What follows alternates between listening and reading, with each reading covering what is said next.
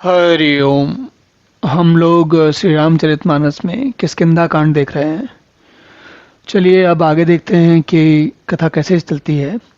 तो पिछले सत्र में हमने देखा था कि भगवान राम को क्षोभ होने लगा था कि सुग्रीव को उन्होंने बाली का वध किया, सुग्रीव की सहायता की, लेकिन सुग्रीव जो है वो वर्षा ऋतु खत्म हो गई लेकिन अभी तक उन्होंने कुछ उसका कोई प्रयास आरंभ नहीं किया जिसके जिसके द्वारा सीता जी की खोज किया सके। तो उन्होंने लक्ष्मण से कहा कि तुम उनको, पहले तो उनको क्रोध आया, फिर उन्होंने कहा कि नहीं, समझा के देखना, समझाना।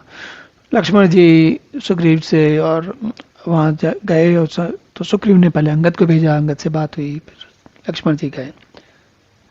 उसके बाद हनुमान जी उनको अब बताते हैं कि क्या चल रहा है।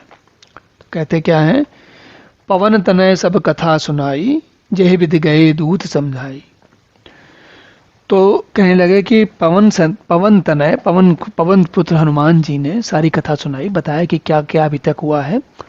और जेहि विधि गए दूत समुदाय, तो दूतों के जो समुदाय थे या उनके जो झुंड थे वो कहाँ कहाँ कैसे क्या ढूंढने गए से सीता जी को, उसके बारे में उन्होंने सारी बात सुनाई।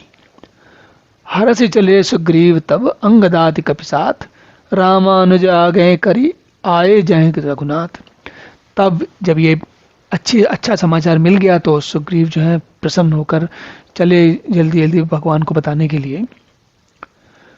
और रामानुज मतलब राम के अनुज मतलब लक्ष्मण जी को आगे करके जहाँ भगवान राम थे वहां पर सुग्रीव जी पहुंचे, पीछे पीछे पहुंचे, लक्ष्मण के सामने आगे नहीं गए क्योंकि मालूम है कहीं डांट पड़ जाए, कुछ समस्या हो तो अपने आगे आगे लक्ष्मण जी को लेकर चले।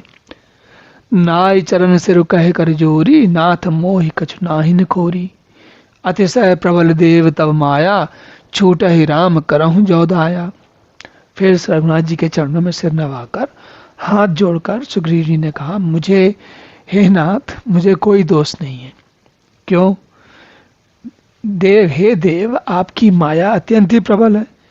उसके चक्कर में जो उलझा, उसकी उलझन में जो फंसा, वो बच नहीं पाता। और जब जब आप दया करते हैं हे प्रभु, तभी वो माया छूटती है। और ये बात हम सभी जानते हैं कितनी सत्य है कि माया, कौन सी माया? कि संसार, स्त्री, बच्चे, सफलताएं, धन, स्वास्थ्य की चिंता, भविष्य की चिंता, हमारी सारा जीवन इसी में जाता है। और है क्या ये माया है। क्या है? प्रभु की माया है कि प्रभु ने हमें जो जीवन दिया उसके साथ ही जो जो गुण दिए हम उन्हीं में उलझे रहते हैं। तो सुग्रीव जी यही कह रहे हैं कि हे प्रभु, आपकी माया अत्यंत प्रबल है, जब जब आप दया करते हैं तभी ये छूटती है। विषय वश्य सुर नर मुनि स्वामी, मैं पावर पशु कपि अति कामी। नारि नयन सर जाहि न लागा, घोर क्रोध तम निश्चो जागा।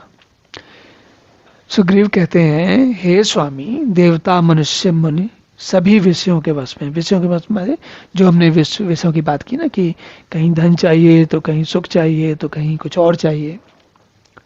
सुग्रीव कहते हैं फिर मैं तो पामर पशु और पशुओं में भी अत्यंत कामी बंदर हूं। स्त्री का नयन बाण जिसको नहीं लगा, जो भयंकर क्रोध रूपी अंधेरी रात में भी जागता रहता है।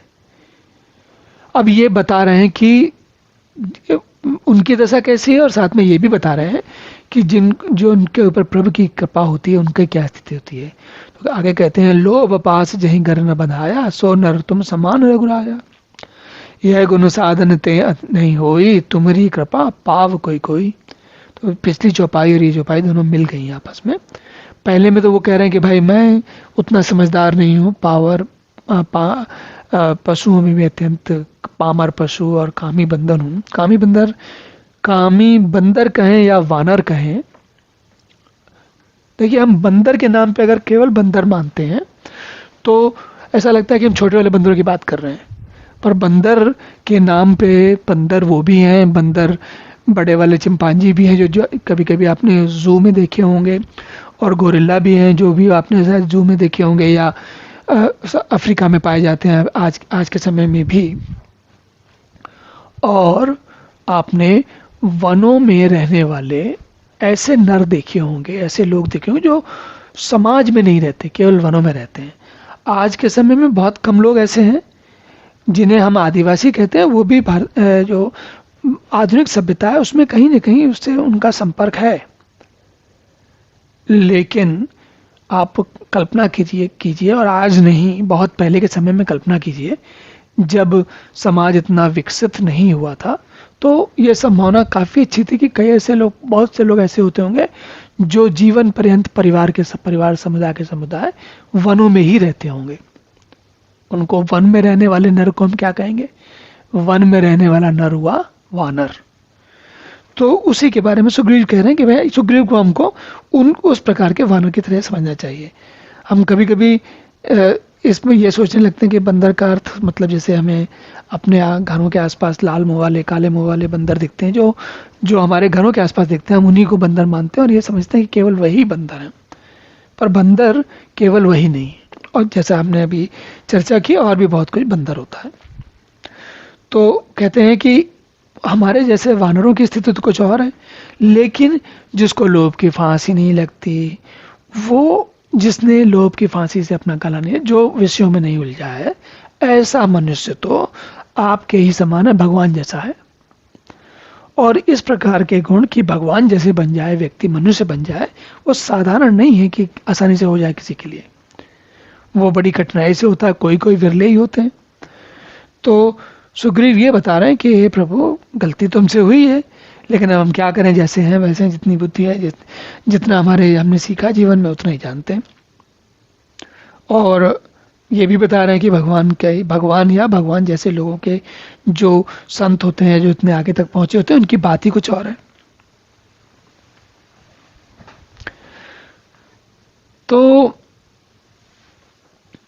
ये कहते हैं कि जो लोग, ऐसे लोग, इनको कृपा की, ऐसे लोग आपकी कृपा से कोई कोई इन्हें पाते हैं, सब लोग नहीं पाते हैं। तब रघुपति बोले मुस्काई, तुम्हें प्रिय मोह भरत जी में भाई, अब सोई जतन करो मन लाई, जय विदि सीता कै सुधि पाई।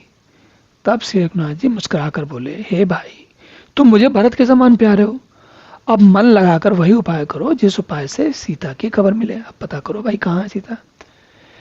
ए विदि होत बत कही आए वानर जूथ, नाना वरन सकल दिस देखिए की स्वरूप। इस प्रकार की बातचीत हो रही थी, तभी वानरों के और यूथ और झुंड आ गए। अनेक रंगों के वानरों के दल सब दिशाओं में दिखने लगे।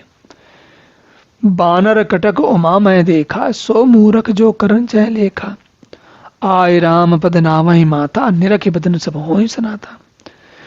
फिर शिव जी बताते हैं कि हे उमा, वानरों की वह मैंने सेना देखी, मैंने कितने प्रकार के वानर थे उसमें। देखिए कैसे कैसे उसमें आदिवासी भी रहे होंगे, उसमें थोड़े जो कम पढ़े लिखे वाले मनुष्य होते हैं वो भी रहे होंगे, और गोरिल्ला भी रहे होंगे, और शायद से चिंपांजी भी रहे होंगे, और शायद छोटे वाले बंदर भी रहे होंगे, तो सभी रहे होंगे। तो उनकी जो ऐसे प्रकार के वानरों की सेना थी, भगवान शंकर जी कह रहे हैं कि उनकी गिनती करना मूर्खता है, क्योंकि बहुत सारे थे। और सब वानर आकर श्री राम जी के चरणों में मस्तक नवाते हैं और श्री मुख के दर्शन करके कृतार्थ होते हैं। देखिए क्या बात है। हम सब लोगों को जो भगवान के दर्शन दुर्लभ हैं, वो उन वानरों को मिल रहे हैं। अस कभी एक सेना माही, राम कुशल जय पूछी नाही, यह कछु नहीं प्रभु कई अधिकारी, विश्व रूप व्यापक रघुराई। ऐसा कोई भी वानर उसमें कभी नहीं था जिससे भगवान राम ने स्वयं कुशल न पूछी हो। और प्रभु के लिए तो वैसे भी क्या बड़ी बात है, प्रभु सर्वत्र व्याप्त है, हर एक क्षण में सबसे बात कर सकते हैं।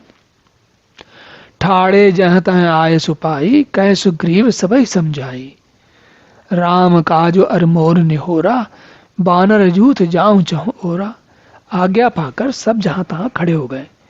तब सुग्रीव जी ने सबको समझाकर कहा कि भाई हे वानरों के समूह, ये श्यामचंद्र जी का कार्य है और मेरा अनुरोध है तुमसे, तुम चारों तरफ जाओ और सीता को जल्दी से जल्दी ढूंढो। जनक सुता कहूँ खोजहु जाई, मास दिवस में आयो भाई, अवधि मेट जो बिन सुध पाए, आवहि बने सुमोहि मराए।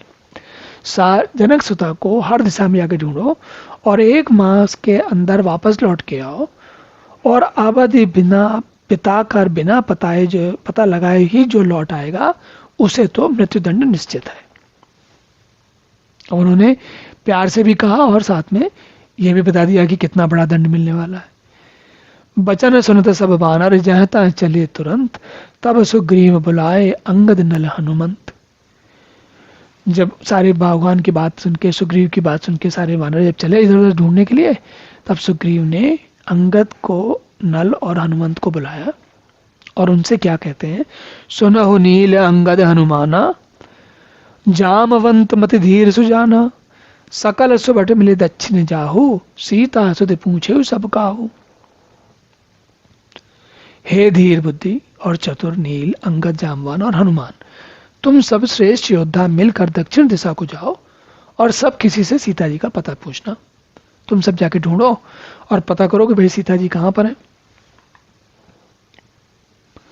मन क्रम वचन सो जतन विचारे हो, रामचंद्र कर काज सवारे हो, भानुपीठ से यही उर आगी, स्वामी ही सर्व भाव छल त्यागी। उसके बाद देखिए निर्देश दे रहे हैं, क्या निर्देश देते हैं, कहते हैं मन वचन तथा कर्म से उसी का, सीता का पता लगाने का उपाय सोचना, श्री रामचंद्र जी का कार्य संपन्न करना, सूर्य को पीठ से और अग्नि को हृदय से सेवन करना चाहिए, परंतु सेम स्वामी जी के सूर्य को सामने से नहीं सेवन करना चाहिए, पीठ से धूप लगानी चाहिए, और अग्नि को हृदय से सामने से सेवन करना चाहिए। फिर कहते हैं लेकिन स्वामी, इन दोनों के अलग अलग नियम है, सूर्य को सेकने के या अग्नि को सेकने के, लेकिन स्वामी जी की सेवा तो छल छोड़कर सर्वभाव से, मन वचन कर्म इन सबसे करनी चाहिए।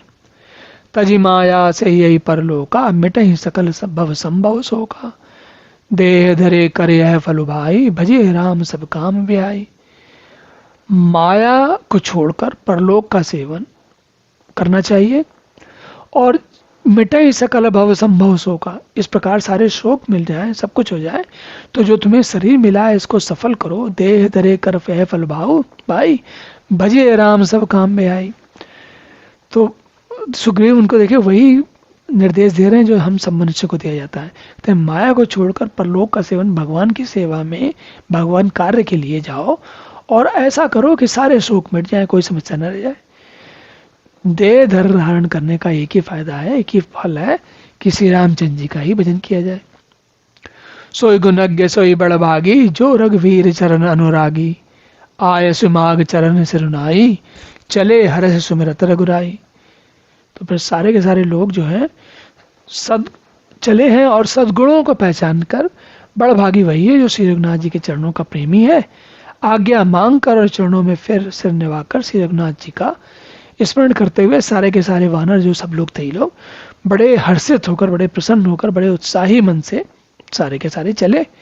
और भगवान का काम, मनुष्य अपना काम बड़े उत्साह से करता है। जब कहीं देखिए, कहीं पता लग जाए कि कहीं कोई ऐसा काम करने से लाखों के वारे न्यारे हो जाएंगे, बहुत जल्दी मिल जाएंगे, तो वे मनुष्य कितना उत्साहित होकर कार्य करता है। जैसे आपने कभी कभी देखा हो, कोई नया व्यापार खुला हो या कोई नई नौकरी पकड़ी गई हो, तो क्या उत्साह होता है मन में। और सोचिए जिसको भगवान का कार्य करने का अवसर मिलेगा, उसका उत्साह क्या होगा। हमारे साधारण से कामों में, क्योंकि उसी नौकरी में साल 2 साल के बाद ऐसा लगता है कि सब एक जैसा ही तो है, क्या विशेष बात है। उसी व्यापार में जिसमें कि पैसा बन रहा है, काम चल रहा है, तो सब साधारण हो जाता है। लेकिन भगवान के दर्शन, भगवान के मन, भगवान के ध्यान में एक बार मन लग गया, तो फिर जीवन पर्यंत आपको उसका आनंद तो मिलेगा ही मिलेगा। चलिए अब यहीं विश्राम करते हैं, अगले सत्र में आगे की कथा देखेंगे। तब तक के लिए हरिओम।